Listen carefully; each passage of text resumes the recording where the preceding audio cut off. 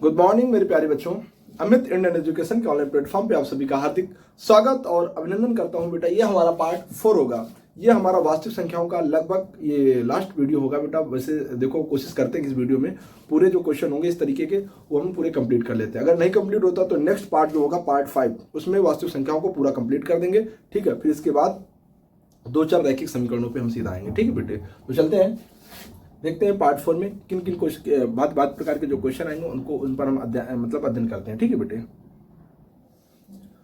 तो चलते हैं, इसको सॉल्व करते हैं इस क्वेश्चन को। ये रहा आपका क्वेश्चन। संख्या 156 का अभाज्य गुणनखंड होगा। अभाज्य गुणनखंड बेटा करना है तो देखो 56। आपकी अभाज्य संख्या किनको कहते हैं पहले आप ये देख लो। अभाज्य गुणनखंड, तो अभाज्य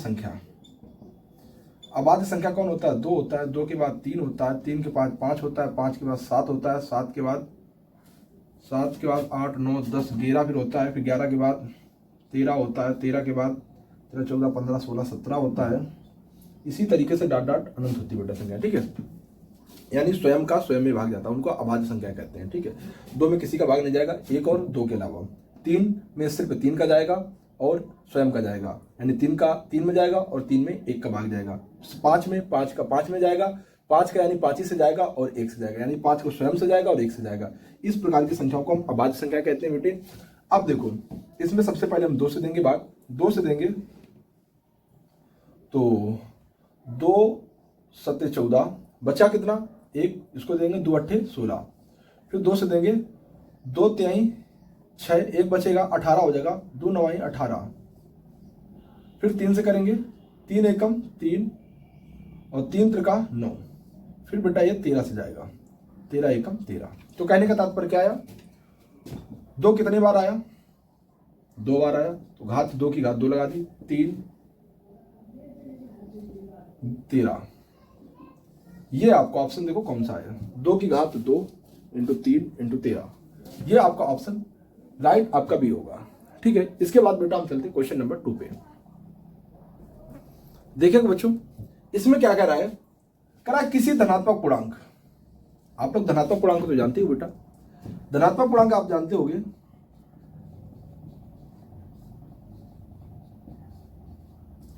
धनात्मक पूर्णांक जो कहां से स्टार्ट होते हैं? 1, 2, 3, 4, 5, 6 डॉट डॉट डॉट डॉट ये अनंत तक। इनको कह रहा है, ये जो जितने हैं इन सभी को वो कह रहा है, क्या कह रहा है? पी कह रहा है। यहां से लेकर यानी +1 से लेकर प्लस अनंत तक जो है उनको कह रहा है पी। पी को कह रहा है धनात्मक पूर्णांक है। ठीक है, फिर कह रहा प्रत्येक के लिए धनात्मक विषम पूर्णांक। प्रत्येक के लिए धनात्मक विषम पूर्णांक होगा। विषम, विषम का मतलब बेटा, विषम देखो, विषम विषम किसे कहते हैं? 1, 3, 5, 7, 9, 11, 13, 15, 17, 19 डॉट डॉट डॉट डॉट। ये विषम मतलब ये आने चाहिए धनात्मक। धनात्मक मतलब होता है उसके आगे प्लस होना चाहिए। जब प्लस कुछ नहीं लगा होता तो वहां बेटा प्लस ही चिन्ह होता है। ठीक है, तो अब कह रहा धनात्मक विषम चाहिए हमें। कह रहा कुछ भी ऐसा कौन सा ले लो कि जिसमें यही आना चाहिए। तो चलो देखते हैं। पी लिखा है, पी बराबर यहां क्या लेते हैं? 1 लेते हैं। फिर पी बराबर 2 लेते हैं, पी बराबर 3 लेते हैं, पी बराबर 4 लेते हैं। तो ये जब पी ले रहे हैं तो पी में तो ये सब आ रहे हैं, पी का मतलब ये सब आ रहे हैं। तो मतलब देखो, ये 1 तो भाई चलो विषम है, पर 2 क्या है? 2 क्या है? ये 2 तो आपका सम है। 2 आपका सम, वो क्या करा? धनात्मक विषम। क्या ये धनात्मक विषम है क्या? तो बेटा इसमें 2 आ गया, तो इसका मतलब ये वाला तो कैंसिल हो गया। जब कैंसिल हो गया तब इसके बाद हम दूसरे को चेक करते हैं। क्या रहा? p+1। इसको चेक करो तो हम p बराबर क्या डालेंगे? 1। पहले 1 डालेंगे, जब 1 डालेंगे यहां पर तो 1 + 1 कितना हो जाएगा? 2। फिर हम 2 डालेंगे, p के स्थान पर, तो 2 + 1 3 हो जाएगा। फिर डालेंगे 3 डालेंगे तो 3 यहां 3 हो जाएगा, 3 + 1 तो 4 हो जाएगा। तो देखो बेटा ये क्या आ रहा है? क्या आ रहे हैं? 2 3 4 आ रहा है। क्या आ रहा है? 2 3 4 आ रहा है। तो 2 देखो क्या है आपका? 2 क्या होता है? सम होता है। ये क्या होता है? सम। और 3 जरूर आपका विषम है, पर ये क्या केवल धनात्मक विषम होना चाहिए, केवल तो बेटा ये तो सम समा, इसमें सम भी आ रहा है विषम भी आ रहा है, मतलब ये भी आपका कैंसिल हो जाएगा, ये भी आपका कैंसिल हो जाएगा। तब इसको देखते हैं, 2p को लेते हैं, 2p, p के स्थान पर 1 डालो तो 2 एकम 2, फिर 2 डालो, p के स्थान पे 2, बीच में गुणा होगा तो 2 दूनी 4, फिर 3 डालेंगे p के स्थान पर, p के स्थान पर हम 3 डालेंगे तो 3 दूनी 6, ये 6 आ जाएगा। बेटा देखो इसमें विषम तो कोई आ ही नहीं रहा है, विषम तो कोई आ ही नहीं रहा है, तो हम क्या करेंगे, ये भी कैंसिल कर देंगे। फिर हम किसको लेते हैं, 2p + 1 लेते हैं, 2p + 1, तो p के स्थान पे अब क्या लेंगे हम, 1 डालेंगे तो 2 एकम, यहाँ 1 है तो 2 एकम 2 + 1 तो कितना हो जाएगा 3। फिर हम क्या लेंगे, फिर इसके बाद 2 लेंगे तो यहाँ 2 डालेंगे तो 2 दूनी, यानी 2 यहाँ पे हो जाएगा तो 2 दूनी 4, 4 में 1 जोड़ देंगे तो 5। फिर 2 के बाद बारी आती है 3, बारी आएगी 3 की, p = 3 लेंगे तो 2 तिहाई 6, 6 एक में जोड़ेंगे तो 7 हो जाएगा। तो देखो 3 3 5 7 इस प्रकार, अब की बार 9 आएगा, देखना अब क्या डालें, p = 4 डालें तो यहाँ 4 हो गया तो 2 चौको 8, 8 1 9। समझ में आ रही बेटे बात, ये देखो इस प्रकार 9 फिर घेरा आएगा, इसी प्रकार आते रहेंगे। तो मानी मतलब किससे आ रही है ये चीज, मतलब ये चीज किससे आ रही है, ये चीज किससे आ रही है, इससे आ रही, इससे आ रही, इससे आ रही, इससे आ रही, इससे आ रही ना बेटा। तो ये हमारा धनात्मक विषम पूर्णांक है, ठीक है, धनात्मक विषम पूर्णांक। ये चीज आपको बेहतरीन तरीके से समझ में आई कि नहीं है। अब बेटा इसी में एक क्वेश्चन हम आपको चेंज करके दिखाते हैं। चेंज करके क्या दिखाते हैं, ये विषम पूर्णांक, धनात्मक विषम पूर्णांक के लिए तो बेटा ये ऑप्शन हो जाता है, ठीक है। अगर यही विषम को हटा के यहाँ पे सम कर देता है, क्या कर देता है, सम कर देता है। अभी बेटा आपका क्वेश्चन नंबर 3 हो गया, क्वेश्चन नंबर 3 हो, क्योंकि ये क्वेश्चन कई बार बेटा आपके एग्जाम में आया है। तो हम करें, अब अगर सम कर देगा तब क्या कहोगे, तो देखो इसको थोड़ा एक बार सही से दोबारा लिख दें। पहला ऑप्शन है p, दूसरा ऑप्शन है 2p, तीसरा ऑप्शन है 2p + 1 और चौथा ऑप्शन है आपका p हो गया और p + 1। ये आपके हैं। तो आपको पता है धनात्मक पूर्णांक किसे कहा जा रहा है, पूर्णांक को हम बोलते हैं 1 2 3 4 5 6 7 8 9 ... प्लस अनंत। ये आपका धनात्मक पूर्णांक, और धनात्मक पूर्णांक को नाम दिया जा रहा है p, ठीक है। फिर इसके बाद ये तो हमने लिख दिया, फिर कह रहा आगे का प्रत्येक धनात्मक सम पूर्णांक। तो आगे हम चलते हैं,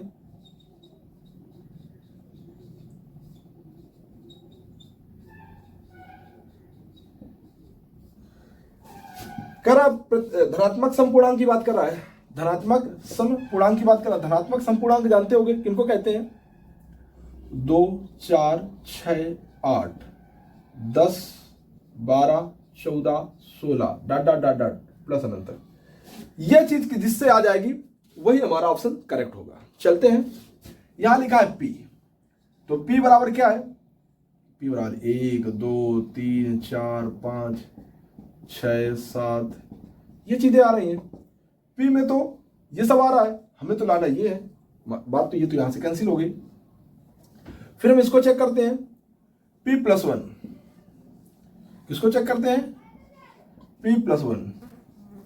तो p के स्थान पे क्या डालोगे, पहले 1 डालोगे, तो 1 डालोगे यहां पर, तो 1 + 1 मतलब 2। फिर p के स्थान पे 2 डालोगे तो यहाँ 2 हो जाएगा, 2 + 1 3 हो जाएगा। फिर p के स्थान पे 3 डालेंगे तो यहाँ पे 3 हो गया, 3 + 1 तो 3 + 1 होता है 4। बेटा ये कह रहा था धनात्मक संपूर्णांक, 2 तो आया था, बात बन गई थी, फिर ये जो 3 आ गया यही काम गड़बड़ कर गया। 2 के बाद सीधा 4 आना चाहिए, 3 नहीं आना चाहिए, मतलब हमारा ये वाला ऑप्शन भी क्या हो गया, गड़बड़ हो गया। अब इसके बाद हम चेक करेंगे 2p + 1 को चेक करेंगे, 2p + 1 को चेक करेंगे। तो अभी तो बेटा वैसे हमने अभी दिखाया है विषम धनात्मक पूर्णांक होता है, आपको चेक करना है, देखना है तो देख सकते हो, कि p पी के स्थान पे आपको पहली बार 1 रखना होगा, तो 1 रखेंगे तो 1 2 एकम 2 2 1 3। फिर आप इसे 2 रखोगे तो यहाँ 2 रख दिया जाएगा, तो 2 दूनी 4, बीच में इंटू होता है तो 2 दूनी 4 और 4 में जोड़ोगे तो 5। फिर ये रखोगे 3, तो 3 रखोगे तो यहाँ 3 हो जाएगा, तो 2 3 6 6 1 7। फिर बेटा यहाँ पे 4 रखोगे, जब 4 रखोगे तो 2 चौको 8 8 1 9। ये बेटा ये विषम संख्या आने लगी क्या, हमारे पास 2 लाना था 4, ये कुछ नहीं आ रहा है, तो ये कुछ नहीं आ रहा है, ये भी हमारा ऑप्शन क्या हो जाएगा, इनकरेक्ट। अब देखो इसको चेक करते हैं 2p वाले को, बीच में इंटू होगा, तो हम क्या लिखेंगे पहले p के स्थान पे क्या लिखेंगे, p के स्थान पे पहली बार 1 लिखेंगे 1, तो 2 एकम 2।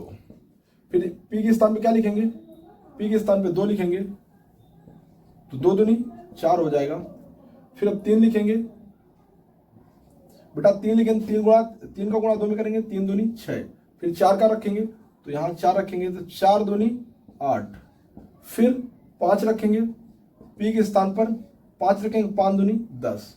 देखो बेटा ये आ रहा है, 2 आया 4 आया 6 आया 8 आया 10 आया, ये आ रहा है कि नहीं आ रहा है। जब आता है तो हम क्या कह देंगे, हम कह देंगे कि कौन सा ऑप्शन सही है मेरा, 2p। तो याद रखो आज के बाद कभी भी आपसे अगर पूछा जाए धनात्मक पूर्णांक, आपका n दिया जाए, तो आपका धनात्मक सम पूर्णांक, धनात्मक सम पूर्णांक होगा 2n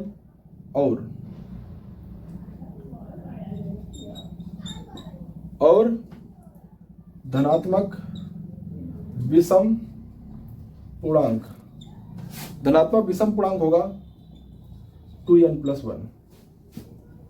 बेटा ये बात समझ में आ गई कि नहीं आ गई। अगर आपका धनात्मक पूर्णांक n दे रहा है तो 2n होगा, बट 2 का गुणा करा तो ये सम पूर्णांक हो गया, और विषम पूर्णांक में 2n+1 हो जाएगा। समझ गए नहीं? अगर आपका धनात्मक पूर्णांक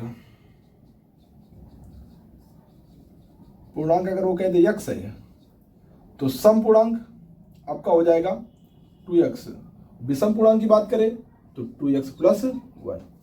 ठीक है बेटे, ये चीज आपको समझ में आ गई। अब हम क्वेश्चन नंबर 4 के आगे चलते हैं।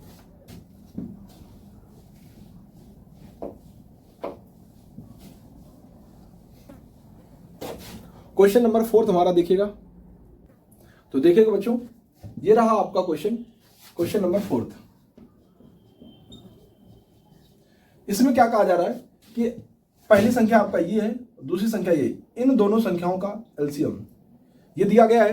अब कह रहा है इन्हीं दोनों का, यानी 132 और 288 का, इनका आपको क्या करना है, एचसीएफ ज्ञात करना है। ये बेटा एचसीएफ हमें ज्ञात करना है, तो देखो हम कैसे ज्ञात करते हैं। एचसीएफ ज्ञात करने के लिए हमारे पास 2 तरीके हैं। कौन कौन से 2 तरीके हैं देखिएगा।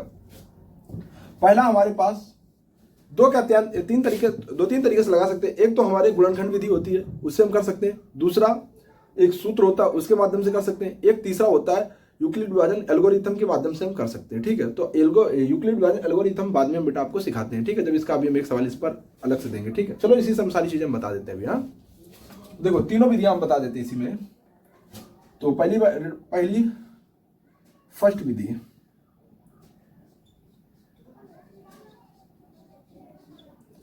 फर्स्ट मेथड क्या होता है, 132 और 288, 2 से करेंगे, 2 छंग 12, 1 बचा, 2 छंग 12, 2 एकम 2, 2 चौको 8, 2 चौको 8। अब 2 से करेंगे, 2 3 6, 2 3 6 और 2 7 14। गलत करो बेटा, इस तरीके से ना करो। ठीक है, हम तुम्हें गुणनखंड अलग अलग करके दिखाते हैं, तो ऐसे क्या हो जाए आपको प्रॉब्लम आ सकती है। तो देखो, हम 132 के अलग कर लें और 288 का अलग कर लें। 2 से करेंगे तो कितना आएगा, 2 छंग 12, 2 छंग 12। फिर 2 से 2 3 6, 2 का भाग 6 में, 2 3 6। फिर 3 का भाग देंगे, 3 एकम 3 और 3 एकम 3। फिर 11 से जाएगा, 11 एकम 11, ये हो जाएगा।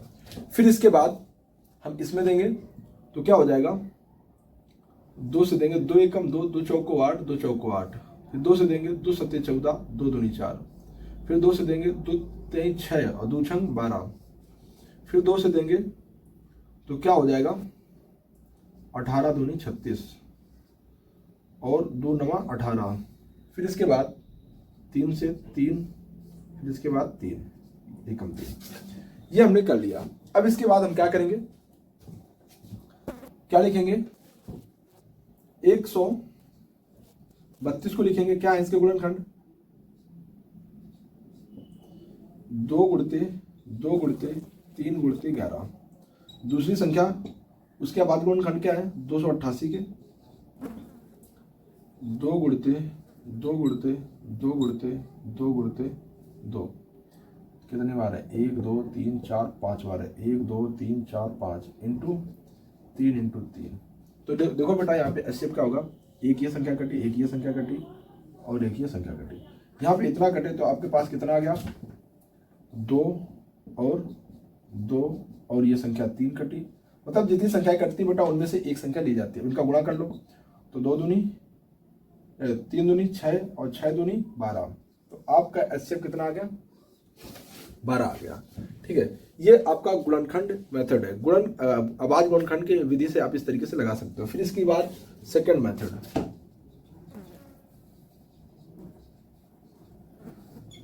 अब सेकंड मेथड क्या होता है इसको देखो। सेकंड मेथड बेटा देखो किस प्रकार से हम अप्लाई करते हैं। क्या मैं कौन सा नियम बताया, सेकंड मेथड किससे बता दें, सूत्र से बता देते हैं। ठीक है,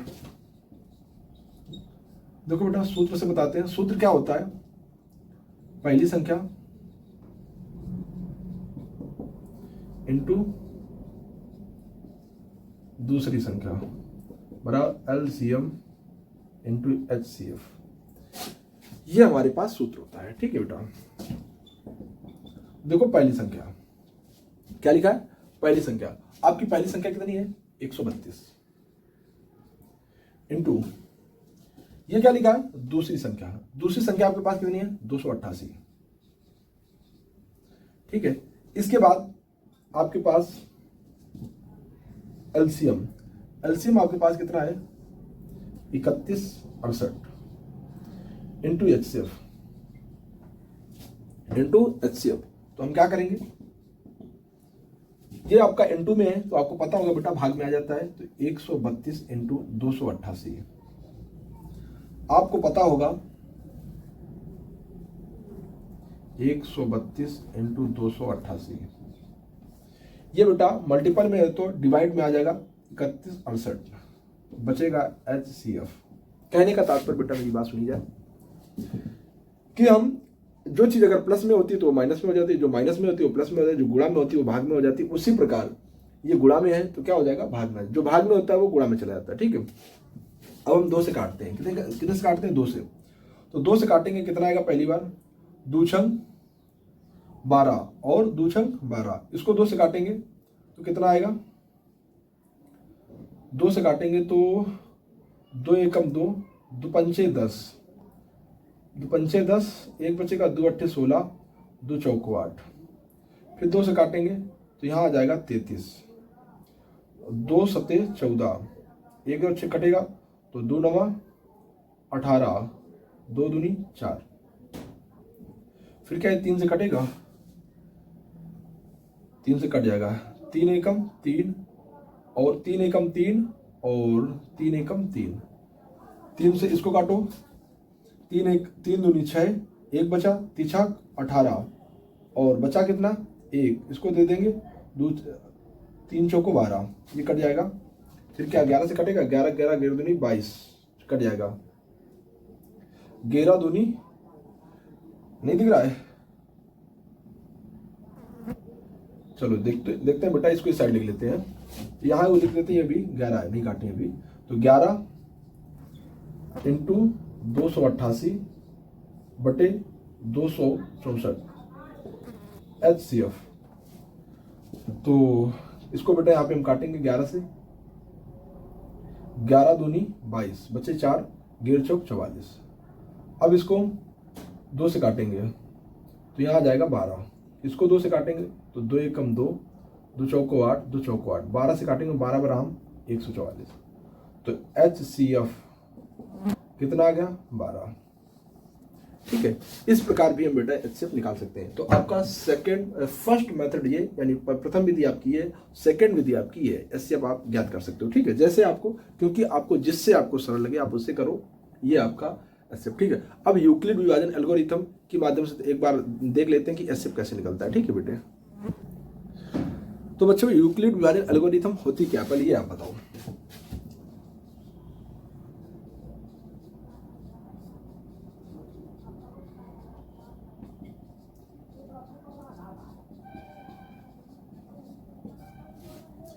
ये होता क्या है, ये होता क्या है बेटा, इसको पहले हम समझते हैं अच्छे तरीके से। तो बेटा इसको हम देखते हैं क्या ये बवाल। ठीक है, तो देखो ये होता क्या है, A बराबर B into Q plus R. ये एक संख्या है, संख्या है, इसमें भी देखते हैं बेटा। तो हमारे पास, जैसे हम आपको बता दें, 10 का भाग 84 में देते हैं। ठीक है बेटे, तो बच्चों पहले हम यूक्लिड विभाजन एल्गोरिथम को समझते हैं। तो ये होती है यूक्लिड विभाजन एल्गोरिथम, इसको हम इससे समझते हैं। तो हम 10 का भाग देंगे तो 10 8 80, बचेगा 4। तो कहने का मतलब बेटा, जो यहाँ सबसे बड़ी संख्या होती है वो हमारा A होता है। इसके बाद जिससे हम भाग देते हैं वो हमारा B होता है, जिससे हमारा भागफल आता है वो हमारा Q होता है, और ये जो हमारा होती है ये हमारी R होती है। ठीक है, इस प्रकार हम इस मेथड से हम निकालते हैं। तो चलते हैं बेटा, देखो हमारे पास संख्या कितनी है, हमारे पास संख्या कितनी है 132 288। इसी प्रकार बेटा भाग देंगे। ठीक है, अब भाग देंगे तो 132 का भाग देंगे तो 2 बार जाएगा। तो बेटा भाग देंगे, 2 का मल्टीपल करेंगे तो 2 दूनी, भाई 132 का पढ़ा तो आता नहीं होगा किसी को। 132 का पढ़ा आता है क्या, जब नहीं पढ़ा आता है तो हम बेटा उससे सरल करने के लिए इसका 2 का गुणा कर लेते हैं।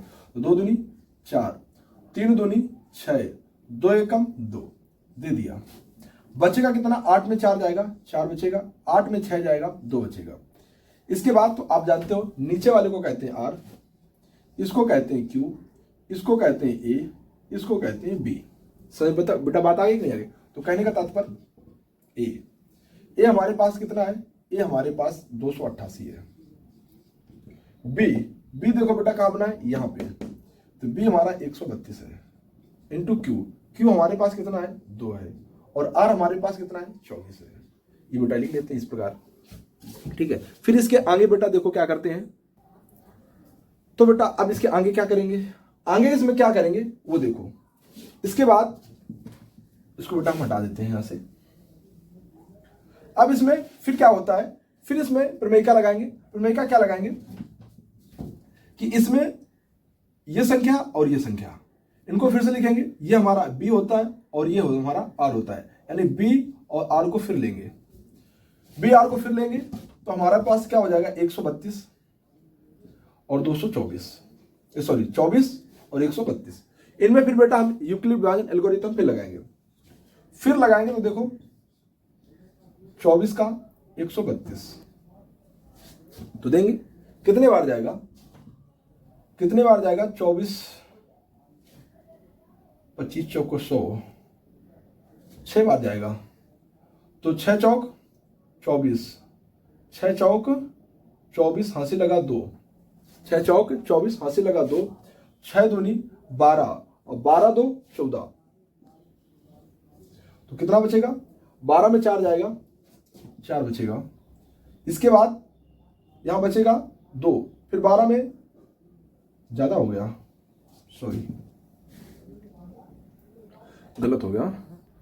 कहने का मतलब बेटा 6 क्या हो गया, ज्यादा हो गया। तो हमें करना चाहिए 6 चौक 24 अस्सी लगा 2, 6 दूनी 12 2 14, गलत हो गया। मतलब हमें करना चाहिए 5 बार। तो 5 चौको 20 हासिल लगा 2, 5 दूनी 10 10 2 12, घटाओ बेटा तो 2 बचेगा 1। ये हमारा R हो गया, ये हमारा Q हो गया, ये हमारा A हो गया, ये हमारा B हो गया। तो कहने का मतलब हमारे पास क्या होता है पहले A means 132, B means 24, sorry बराबर लगा है, B means 24 into Q means 5 plus R means 12। फिर इसके बाद फिर वही चीज बी को फिर लेते हैं, फिर हम आर को लेते हैं, इन्हीं को फिर लेंगे और फिर इसमें हम एक प्रक्रिया करेंगे। जब प्रक्रिया करेंगे तो फिर हम क्या करेंगे, सुनो भैया, फिर हम क्या करेंगे कि अब हमारे पास 24 होगा, अब हमारे पास 24 होगा, फिर इसके बाद 24 के बाद 12 होगा, ठीक है। अब इसमें देखो भाग किसका देंगे, 12 छोटा है तो 12 को इधर लिख लेंगे, 24 इधर लिख लेंगे। अब देखो 12 दूनी 24, 12 दूनी 24, यानी शेष पर कितना है 0, यानी ये हमारा ए होता है, ये हमारा बी होता है, ये हमारा क्यू होता है, ये हमारा आर होता है। ये सारी चीजें आपको बेहतरीन तरीके से समझ में बेटा वैसे आ रही होंगी। देखो ये क्या लिखा है, ए, क्या लिखा है ए मीन्स 24, फिर बराबर लगा है बराबर, फिर लिखा है B means 12 into Q means 2 plus ये लिखा है आर मीन्स 0। जब बेटा 0 आ जाता है, जिस लाइन में 0 आ जाता है उसी लाइन में हम कहते हैं एस्केप मेरा आ चुका है। जिस लाइन में आर, जब आर बराबर 0, जब आर बराबर 0 आ जाता है तब हम घोषणा कर देते हैं कि मेरा एस्केप आ गया। एस्केप क्या आ गया, बी आ गया। एस्केप कहते हैं बी हमारा यहाँ पे क्या है, बी आपका क्या है, जब आर 0 आता है तब बी हमारा एस्केप होता है। बी की वैल्यू क्या है 12, तो हमारा ये बेटा एस्केप आ गया। आई होप 12 इससे बेटा है। तो देखो हमने तीनों विधियों से आपको करके दिखा दिया, यूक्लिड विभाजन एल्गोरिथम, मतलब यूक्लिड विभाजन एल्गोरिथम से करके भी दिखा दिया और गुणनखंड विधि से भी कर दिया। सबसे मतलब जो विधियां होती थी और जो एक सूत्र से, तीनों विधियों से बेटा हमने आपको करके दिखा दिया, ठीक है। तो आपको एस्केप भी आ गया होगा, ठीक है बेटा। आज की क्लास हम यहीं तक रखते हैं। अब जो 5th पार्ट आएगा उसमें बेटा ये आपकी क्या नाम, इसको क्या बोलते हैं, वास्तविक संख्याएं, ये कंप्लीट हो जाएंगी, ठीक है बेटे। तो आज सभी को हम यहीं पे चलते हैं बेटा, क्लास ओवर करते हैं इसे, ठीक है बेटे। आप सभी को राम राम।